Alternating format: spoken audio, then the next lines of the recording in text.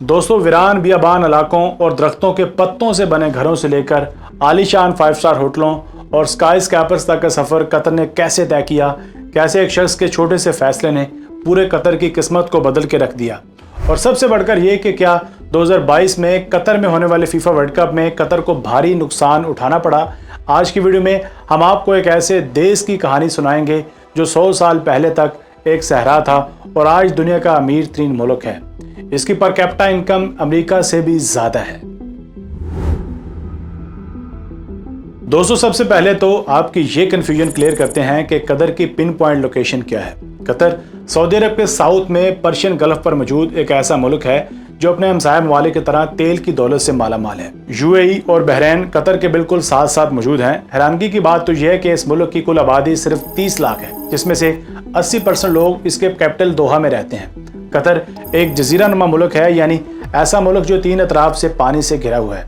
ये पॉइंट याद रखिएगा क्योंकि यही चीज़ आगे चलकर कतर के लिए असल गेम चेंजर साबित हुई थी। कतर में ज़्यादातर लोग इंग्लिश बोलते हैं, उसकी वजह यह है कि जहाँ ज़्यादातर फॉरेनर्स ही रहते हैं। कतर की नेटिव आबादी तो सिर्फ 7 लाख है जो ज़्यादातर अरबी ही बोलते हैं। दोस्तों, कोई भी मुल्क रातों रात अमीर नहीं होता, उसकी बुनियादों में रखे गए पत्थर कई सालों की मेहनत का नतीजा होते हैं जो इसे मजबूत करते हैं। कतर की कहानी भी कुछ ऐसी है। एक वीरान बियाबान इलाका था, यहाँ इंसानी बस्तियां सिर्फ बराए नाम थी। डेवलपमेंट बिल्कुल जीरो थी। लोग दरख्तों के पत्तों और लकड़ी से बनाए गए घरों में रहते थे। ना ही अब तक कतर की सरजमीन से तेल निकाला गया था और ना ही यहाँ पर किसी किस्म का कोई ऐसा इवेंट हुआ था जो कतर को पूरी दुनिया की आंखों का तारा बना दे। चूंकि ये 3 अतराफ से समंदर से घिरा हुआ था, इसलिए यहाँ रहने वाले ज़्यादातर लोगों का पेशा मछलियाँ पकड़ना और समंदर से सेपियाँ वगैरह निकालकर उन्हें बेचना था। यूं ही दिन गुजरते गए और फिर आया 1939। कतर की किस्मत ने पलटा खाया और कतर के मगरबी साहिल से तेल की खोज कर ली गई। बस वो दिन था और आज का दिन कतर ने पीछे मुड़कर नहीं देखा। 1970 आते आते मुल्क की आबादी जो सिर्फ 25,000 थी, वो अब 1 लाख से भी ज़्यादा तजावज़ कर चुकी थी। वो लोग जो हालात के हाथों मजबूर होकर मुल्क छोड़ गए थे, अब वो ना सिर्फ वापस आए बल्कि उनके साथ कई इंटरनेशनल कंपनियां और इनके इन्वेस्टर्स भी कतर के तेल में अपना हिस्सा डालने आन पहुंचे। दरख्तों के पत्तों वाले घरों की जगह ऊंची ऊंची बिल्डिंग्स, स्काई स्कैपर्स, 5 स्टार होटल्स और 24 घंटे काम करने वाली फैक्ट्री ने ले ली। 1970 तक कतर का जीडीपी $300 मिलियन से भी तजावज़ कर गया। कतर जो 1916 से ब्रिटिश राज के अंडर था, अब कहीं जाकर एक आज़ाद कौम बना। 1916 में बरतानिया और कतर के दरमियान ये मुआहदा हुआ कि ब्रिटिश आर्मी कतर को हर किस्म के हमले से बचाएगी। ये वर्ल्ड वार 1 का दौर था और कतर को अपना आप ख़त्म हो जाने का डर पड़ा हुआ था। बरतानिया कतर की हिफाजत करेगी और बदले में कतर से निकलने वाली हर कीमती चीज़ का शेयर बरतानिया को भी दिया जाएगा। और फ्यूचर में हुआ भी ऐसा ही। मगर 1971 के बाद कतर ने यह मुआहदा ख़त्म कर दिया और आज कतर दुनिया का तीसरा सबसे बड़ा ऑयल एक्सपोर्टर है और 25 अरब से ज़ायद ऑयल बैरल्स के रिजर्व्स के साथ दुनिया का 13वां ऐसा मुल्क है जिसके पास सबसे ज़्यादा तेल रिजर्व्स मौजूद हैं। मगर ये तो अभी ट्रेलर था, असल पिक्चर तो अभी बाकी थी। दोस्तों, ऑयल डिस्कवरी ने कतर को गोल्डन कतर बना दिया, मगर 1971 में कतर में नॉर्थ वाली साइड से डिस्कवर होने वाली नेचुरल गैस के रिजर्व्स ने गोल्डन कतर को डायमंड कतर में बदल दिया। हुआ कुछ यूं कि 1971 में नॉर्थ कोस्ट वाली साइड से नेचुरल गैस के ज़खायर मिले, वही गैस जो हम CNG के तौर पर यूज़ करते हैं।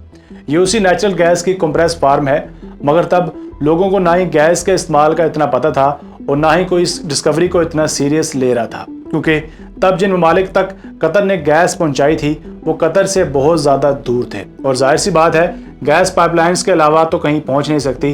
और तब कतर इस कंडीशन में नहीं था कि इतनी बड़ी पाइपलाइंस बिछाई जा सकें। मगर उन्हें क्या पता था कि ये ज़खायर पूरी दुनिया के गैस के ज़खायर का 10% है और ये 6000 स्क्वायर किलोमीटर्स के एरिया तक फैली हुई है। अगर आपको याद हो, मैंने वीडियो के शुरू में कहा था कि कतर का टोटल एरिया 12,000 स्क्वायर किलोमीटर्स में फैला है और गैस के ज़खायर हैं 6000 स्क्वायर किलोमीटर तक फैले हुए। आधा कतर नेचुरल गैस से भरा हुआ है और बाकी कुछ एरिया ऑयल से, मतलब पैसा ही पैसा होगा। आज कतर रशिया और ईरान के बाद दुनिया का तीसरा सबसे बड़ा नेचुरल गैस का एक्सपोर्टर है। पर सवाल यहाँ ये पैदा होता है कि कतर ने तो किसी किस्म की कोई पाइपलाइन नहीं बिछाई, मगर फिर भी वो दुनिया के तरक्की याफ्ता मालिक को गैस कैसे सप्लाई करता है। ऐसा भला कैसे मुमकिन है? इस काम को मुमकिन बनाने के लिए 1995 में हमाद बिन खलीफा ने तख्त संभाला और गैस लिक्विफेक्शन में इन्वेस्ट किया। गैस लिक्विफेक्शन एक ऐसी तकनीक है जिसमें गैस को लिक्विड फॉर्म में कन्वर्ट किया जाता है ताकि उसे बआसानी एक जगह से दूसरी जगह ट्रांसफर किया जा सके। बस फिर इसके बाद कतर ने कभी पीछे मुड़कर नहीं देखा। दोस्तों, कतर तेल और गैस के एक्सपोर्ट से 76 बिलियन डॉलर्स तक का रेवेन्यू जनरेट करता है। कतर की गवर्नमेंट आज तक पूरे मुल्क से जितना कमा चुकी है ये उसका 70% बनता है। कतर तेल और गैस के अलावा नाइट्रोजनस फर्टिलाइजर वगैरह भी एक्सपोर्ट करता है, मगर 80% एक्सपोर्ट्स गैस और तेल की होती है। आज कतर की पर कैपिटा इनकम $1,28,000 से भी ज़्यादा है और ये इनकम अमेरिका और सिंगापुर जैसे ममालिक से भी कई गुना ज़्यादा बनती है। यही वजह है कि हम कतर को दुनिया का अमीर तरीन मुल्क कहते हैं। अब यहाँ कतर ने बाकी गल्फ कंट्रीज की तरह एक बड़ा ही बोल्ड डिसीजन लिया। दुनिया में तेल और गैस की डिमांड में दिन ब दिन इजाफा होता जा रहा है और ये तो है भी एक नेचुरल रिजर्व। कब खत्म हो जाए किसी को कुछ नहीं पता।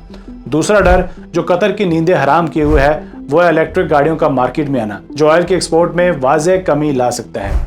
जब कोरोना से सारी दुनिया लड़ रही थी तब कतर की इकॉनमी का ग्राफ भी बिल्कुल ज़मीन के साथ जा लगा था। कतर की इकॉनमी में 3.7% तक का डिक्लाइन आया, जो एक बिलियनर कंट्री के लिए काफ़ी बड़ा झटका होता है। दोस्तों, कतर इन सभी चैलेंजेस से निपटने के लिए दुबई और सऊदी अरब की तरह अपने मुल्क का इंफ्रास्ट्रक्चर बेहतर करने की कोशिश कर रहा है। कतर ने पिछले दिनों अपने डेयरी फार्म की इंडस्ट्री में $700 मिलियन की इन्वेस्टमेंट की ताकि उसे दूध बाहर से इंपोर्ट करना ना पड़े। इसके अलावा कतर ने सितंबर 2017 में हमाद पोर्ट बनवाया। ये इतना बड़ा पोर्ट है कि इस पर एक दिन में 5600 से भी ज़्यादा कंटेनर्स खड़े किए जा सकते हैं। हाँ, ये बात माननी पड़ेगी कि अभी तक कतर ने दुबई या सऊदी अरब की तरह कोई बड़ा हाथ नहीं मारा। मेरा मतलब है जिस तरह सऊदी अरब न्यूम सिटी के प्रोजेक्ट पर काम कर रहा है या दुबई में बुर्ज खलीफा या इस तरह के कुछ और प्रोजेक्ट्स बनाए गए हैं, कतर ने अभी तक कोई इतना बड़ा रिस्क नहीं लिया। कतर के अभी भी 80% एक्सपोर्ट्स ऑयल और गैस की होती है। कतर को जो पिछले दिनों सबसे बड़ा एडवांटेज मिला वो था फीफा वर्ल्ड कप का। दोस्तों, 2010 में फीफा ने फुटबॉल का आलमी वर्ल्ड कप कतर में सजाने का प्रोग्राम बनाया। कतर ने होस्टिंग राइट्स को एक्सेप्ट किया और वर्ल्ड कप को रिकॉर्ड होल्डर बनाने के लिए सरतोड़ कोशिशें शुरू कर दी। इन 12 सालों में कतर ने वर्ल्ड कप के लिए $200 बिलियन फूंक डाले। इन पैसों से पूरे मुल्क के इंफ्रास्ट्रक्चर को रिकंस्ट्रक्ट किया गया। 8 स्टेडियम्स, 100 होटल्स और साथ ही मेहमानों की आमद के लिए एयरपोर्ट्स तक बनाए गए।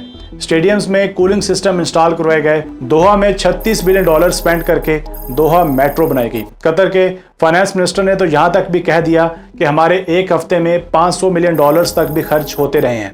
वर्ल्ड कप तो 29 दिनों बाद खत्म हो गया, मगर कतर के लगाए गए $200 बिलियन उसे हमेशा हमेशा के लिए फायदा देंगे।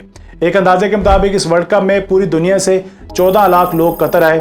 बहुत से लोगों ने यहाँ इन्वेस्टमेंट्स की और कतर की होस्टिंग की पूरी दुनिया में तारीफ की गई। कतर ने इस वर्ल्ड कप से बामुश्किल $1.56 बिलियन का रेवेन्यू जनरेट किया, जो जाहिर सी बात है कतर की इन्वेस्टमेंट के सामने ऊंट के मुंह में जीरे के बराबर भी नहीं है। मगर यहाँ कतर का मेन मकसद पैसे कमाना नहीं बल्कि पैसे लगाना था। वो सिर्फ और सिर्फ अपने मुल्क का इंफ्रास्ट्रक्चर बेहतर करके ऑयल और गैस की डिपेंडेंसी से बाहर निकलना चाहते थे। इन्होंने पूरी दुनिया के 14 लाख लोगों को जो वर्ल्ड कप देखने आए थे ये पैगाम दिया कि कतर कितना अमीर मुल्क है। क्या आपको भी लगता है कि कतर कभी गरीब नहीं होगा या हमेशा हमेशा ऐसा ही रहेगा? हमें कमेंट सेक्शन में लाजमी बताइएगा। अगर वीडियो पसंद आई हो तो प्लीज़ वीडियो को लाइक करके चैनल को भी सब्सक्राइब कर दीजिए। मिलते हैं एक नई वीडियो के साथ। Keep watching Asif talks.